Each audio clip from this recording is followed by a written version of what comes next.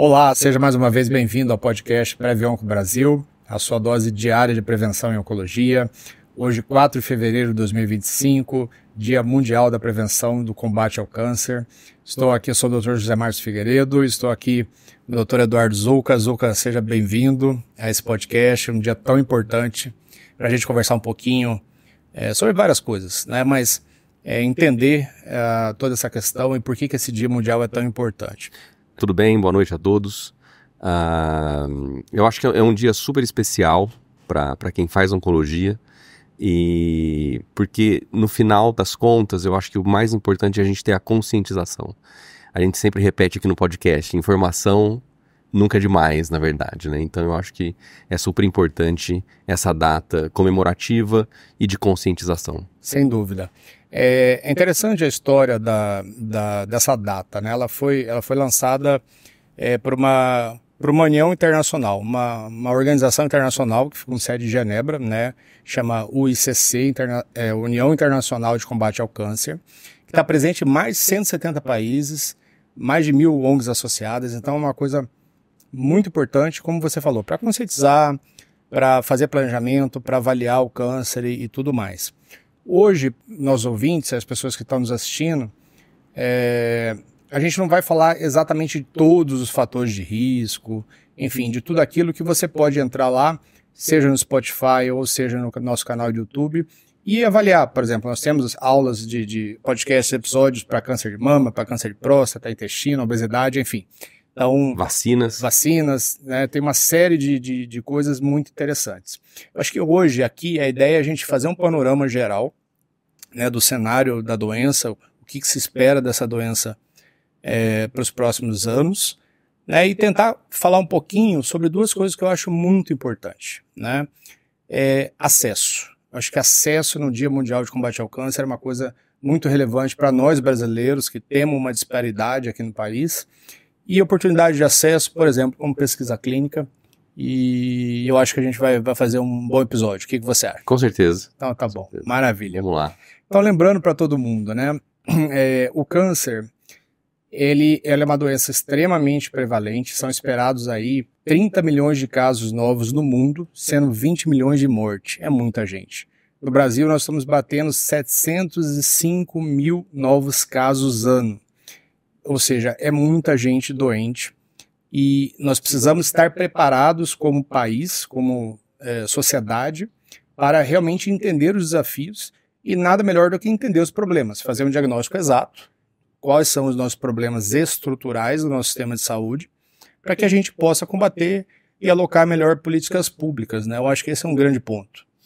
Com certeza, acho que lembrar também que 50% dos cânceres são preveníveis. E às vezes a gente tem que bater isso na tecla, isso tem que ser política pública de combate ao câncer. A gente já comentou isso em alguns dos nossos episódios, e quando a gente ainda faz uma análise populacional, metade do país é sobrepeso, você tem uma grande quantidade de tabagista, e todos sabem que isso causa um câncer. Então acho que também, se não tiver uma política pública firme, consistente, junto com iniciativas privadas, a gente tem que olhar para esse aspecto melhor. E o caso, quando você coloca esses números na mesa, são números, muita gente, e quando a gente coloca isso individualmente, toda a família sofre. Não é só o paciente. É o paciente que sofre, família, né? É uma doença da família. E o que a gente vê hoje em dia, em alguns casos, em alguns tipos de câncer, é pacientes mais jovens com câncer de mama, com câncer de cólon. Isso pode afetar, inclusive, até, além do drama familiar, né, e além do diagnóstico muito difícil, até comprometer a economia do país, na verdade, sabe? Então, sim, eu acho que a gente está chegando num ponto de conscientização e prevenção que eu acho que a gente vai ter que mudar. A gente vai ter que mudar individualmente e com políticas públicas. Sem dúvida. E até, além disso, né, existe a predisposição hereditária, né? A gente sabe que 10 a 12% da população mundial tem uma predisposição familiar para aumentar o risco de câncer, né? A gente também tem um episódio só sobre isso, não vamos falar sobre isso aqui, mas somado a tudo isso que você falou, eu acho que é muito importante. A pessoa saber o histórico da família, se existem vários tipos de câncer diferentes na família ou até mesmo iguais, procurar assistência, contar isso para o seu médico, porque isso faz muita diferença. E quando você tocou num ponto de economia, que eu acho fundamental, o Brasil investe em torno de 4% do PIB em saúde, na saúde pública, no Sistema Único de Saúde, e em torno de 5 e pouquinho na saúde privada. A saúde privada, apesar de atender apenas 25% dos brasileiros, ela é a que mais investe, enquanto a saúde pública, o Sistema Único, atende 75% dos pacientes, mas investe menos. Então o Brasil fica ali no 9 e pouco de investimento do PIB. Quando a gente olha para os países dos BRICS, a gente até que não está mal, mas quando a gente olha para os países da OCDE, os países desenvolvidos, a gente está bem abaixo, e aí ficamos aí num déficit de 200 a 300 bilhões por ano de investimento, ou seja, muito dinheiro para a gente correr atrás, e a importância também da gente ter uma política racional de prevenção, mas não deixando de trazer novos acessos, seja o diagnóstico precoce, prevenção, né? Ou para tratamento realmente, né? Que é uma grande dificuldade. Acho que caminha junto, né? Eu acho que caminha junto. Eu acho que o câncer é uma realidade que a gente tem no país. Você já comentou mesmo em relação à questão hereditária do câncer. Então você tem aquela prevenção que a gente sempre comenta, que é uma prevenção primária, e você tem a prevenção secundária, mas você tem também o tratamento. E eu acho importante você tocar nesse assunto do SUS e de acesso privado. O SUS, ele foi uma excelente estratégia lá em 1989, que poucas pessoas tinham acesso à saúde. E o SUS realmente é universal. A gente consegue tratar os pacientes adequadamente no SUS. Claro que no Brasil você tem ilhas de excelência que são SUS, e você tem SUS que ainda carecem de talvez gestão, talvez investimento, né? Isso é um outro episódio, um outro diagnóstico. Mas apesar da excelência do SUS, em relação a acesso a medicações, é muito distante ainda o privado do SUS, infelizmente.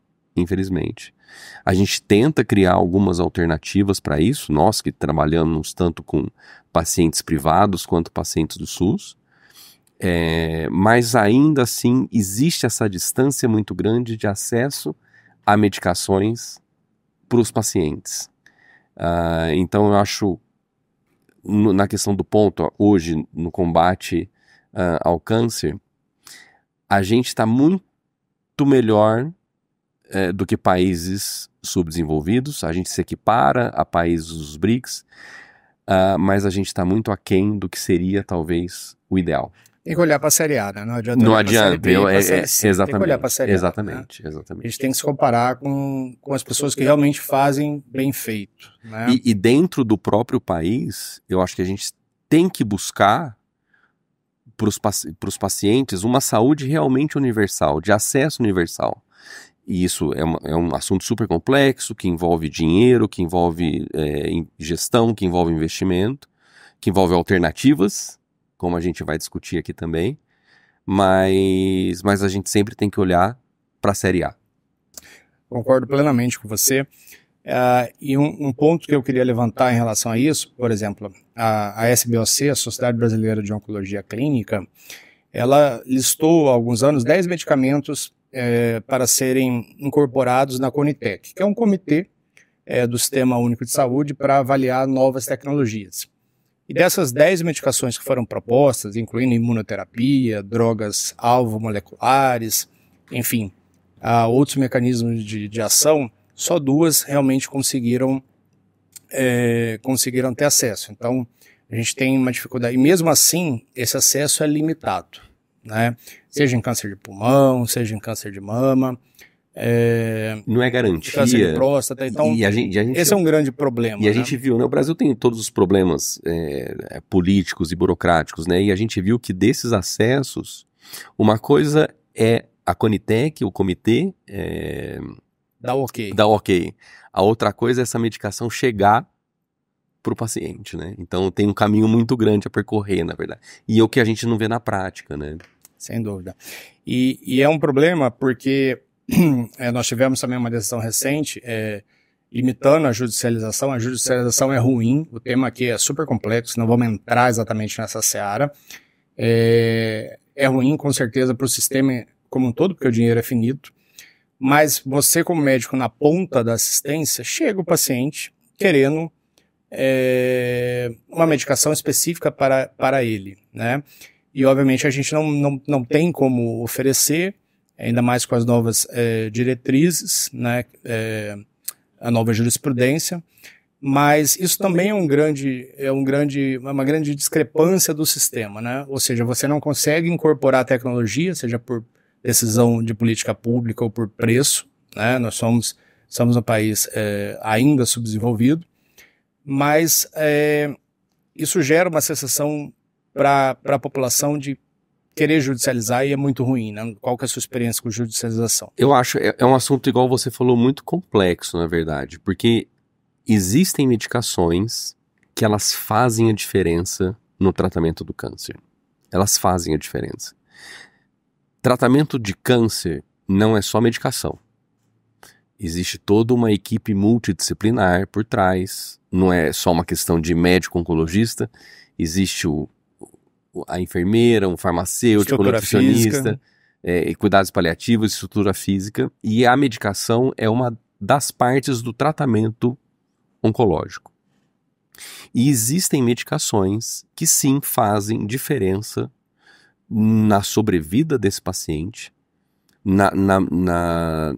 desse paciente ele viver, daquele paciente, principalmente aquele paciente que a gente fala que tem um câncer metastático, que já saiu do local e está do local de origem dele, está em outro local, e algumas dessas medicações não têm acesso no SUS. Então, a gente é um canal de comunicação onde que a gente fala que a informação é super importante e muitos pacientes vão com informação no consultório público, privado. O Google tá aí, né?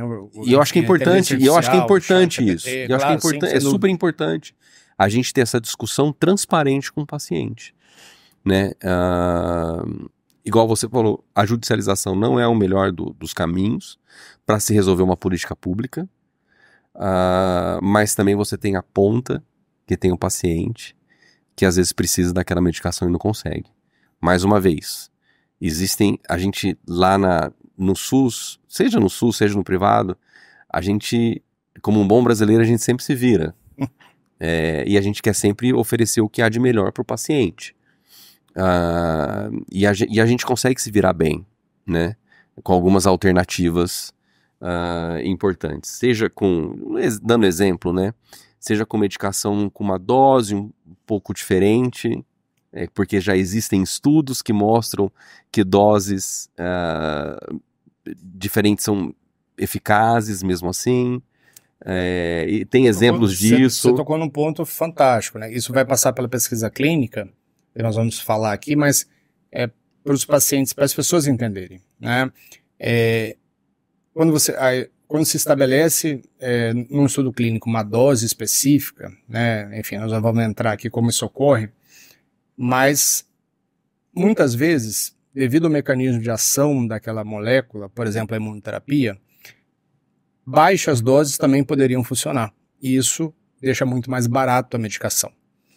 E a gente sente muita falta, principalmente das universidades brasileiras, né, de conseguir levantar recursos públicos para fazer estudos clínicos que comprovem que aquelas medicações em baixa dose realmente funcionam muito bem. Claro, a gente tem estudo, mas o Brasil, por ser um país pobre, deveria, no meu entendimento, investir nisso.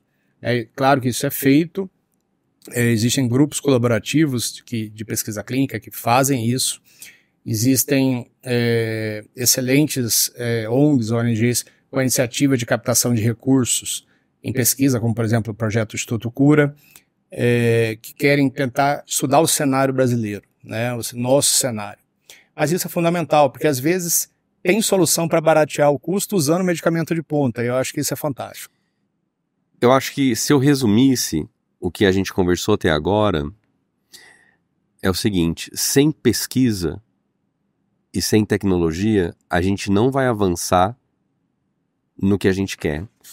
Então eu acho que é fundamental o investimento, não às vezes mesmo, vou gastar mais dinheiro para comprar mais medicação, ou para contratar mais, ou seja, lá o que for, né?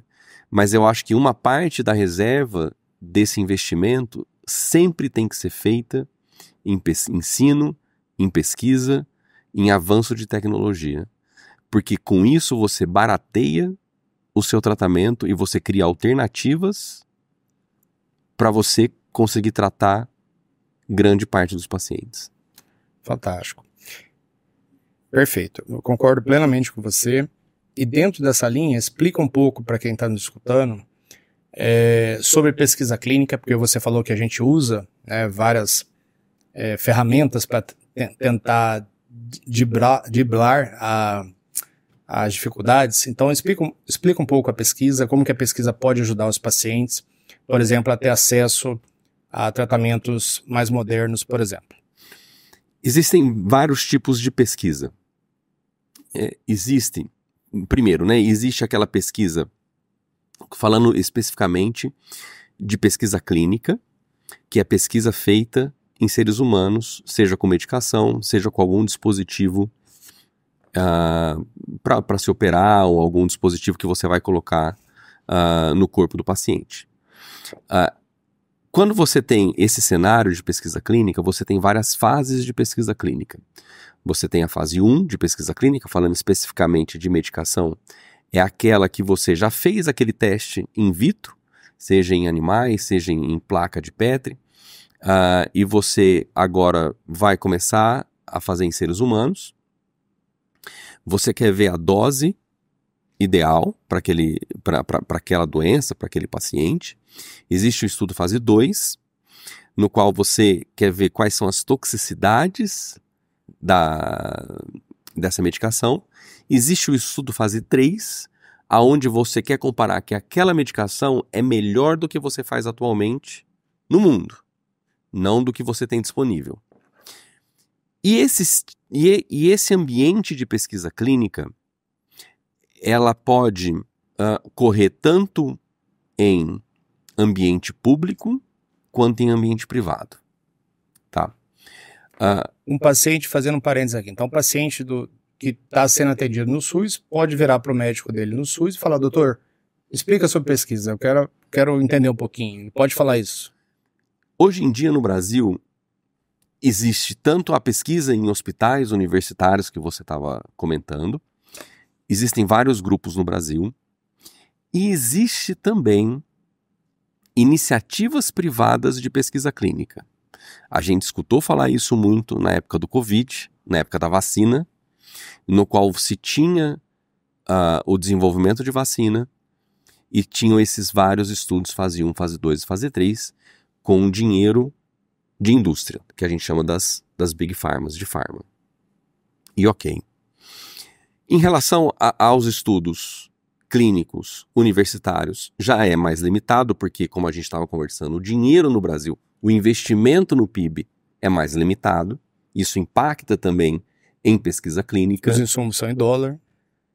Os insumos são em dólar, e isso impacta em pesquisa clínica pública. É caro fazer pesquisa clínica, não é barato. Porque na pesquisa clínica, o que é mais importante é o paciente.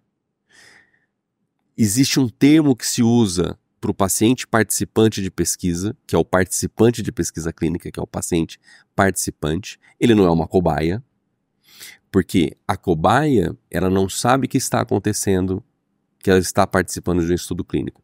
O participante de pesquisa sabe o que está acontecendo com ele e ele tem autonomia para falar assim: não, eu não quero mais participar do estudo clínico, eu quero discutir quais são as minhas outras alternativas. Então acho que desmistifica um pouco essa questão de pesquisa clínica em relação a experimento, né? Não é experimento, né?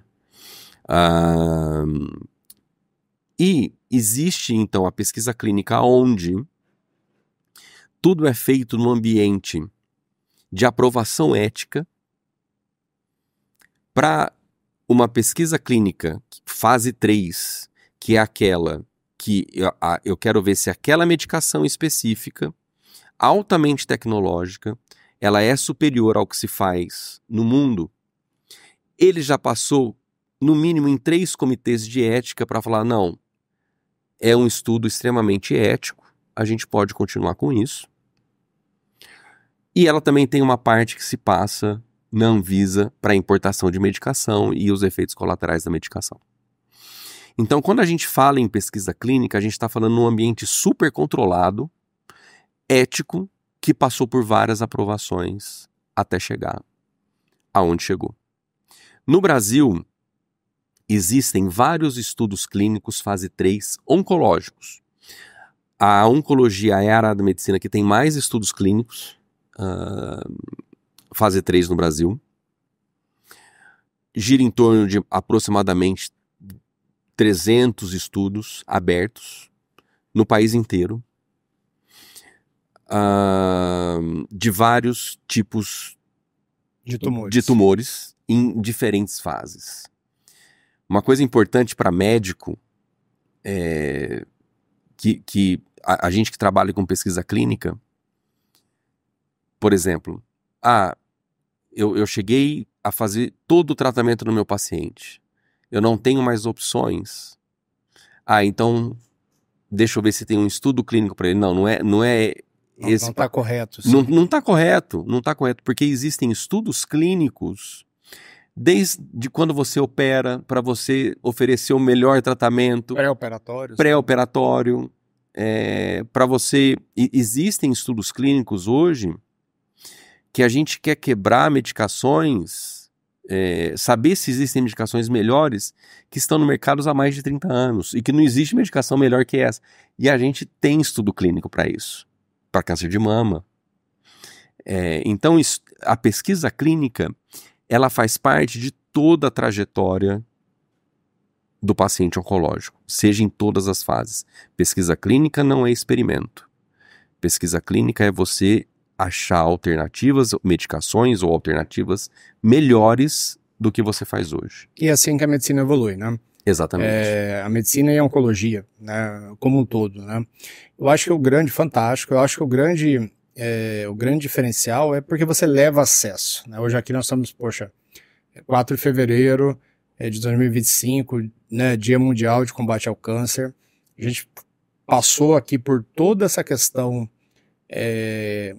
do quanto a doença cada vez mais vai ser uma doença prevalente por diversos motivos, seja por predisposição hereditária e os fatores de risco que a gente conhece, a dificuldade da gente acompanhar o investimento de países desenvolvidos, né, porque o custo é o custo dolarizado, né, a medicina, os insumos são em dólar, e nós somos um país subdesenvolvido, então a dificuldade de investimento, isso passa desde a prevenção de políticas públicas,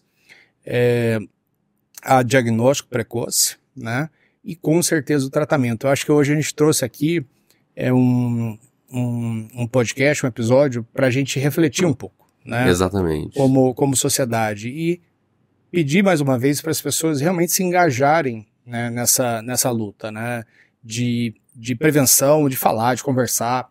Poxa, gostou do episódio? Manda pro amigo. Porque isso você pode escutar no trânsito, você pode escutar em casa, enfim. Você pode assistir e tirar dúvida. E informação de qualidade leva à conscientização. E esse é um ponto que é muito claro para mim, né? Eu acho que se você já é consciente, compartilhe essa informação, né? Porque o caminho para a gente conseguir chegar à cura é o diagnóstico precoce, né? São doenças completamente diferentes, são centenas de doenças ou até mesmo milhares de doenças diferentes. Todo tumor tem nome e sobrenome, né? Como a gente já conversou aqui. Terceiro nome. Terceiro nome. Hoje em dia, quarto, quinto nome. Exato, a gente sabe toda a parte genética do tumor, então, e aí ele se subdivide mais uma vez em várias classificações, e os tratamentos mudam, por incrível que pareça. E então é difícil, né? É difícil achar um milagre da cura, a fórmula mágica para cura para todos os tumores, né? Isso é muito difícil. É que quando a gente fala em câncer, a gente não está falando de uma doença só. Exato. A gente está falando em vários tipos de doença. E o câncer é diferente que alguém tem de outra pessoa. O câncer é diferente na mesma pessoa, muitas vezes. Já tem estudos sobre isso. Então, se a gente quiser evoluir, se a gente quiser melhorar, se a gente quiser dar mais acesso, na minha opinião, investimento em pesquisa e tecnologia vai ser uma das grandes soluções. Fantástico, concordo plenamente. A Previonco é uma empresa focada em inteligência artificial, usando telemedicina para o combate e diagnóstico precoce. A gente acredita muito realmente que isso pode fazer a diferença. E foi um prazer estar aqui com você, conversando nesse episódio tão importante, nessa data especial. Fica aqui o meu abraço a todos os ouvintes. Um abraço a todos vocês, obrigado, pessoal. Um abraço.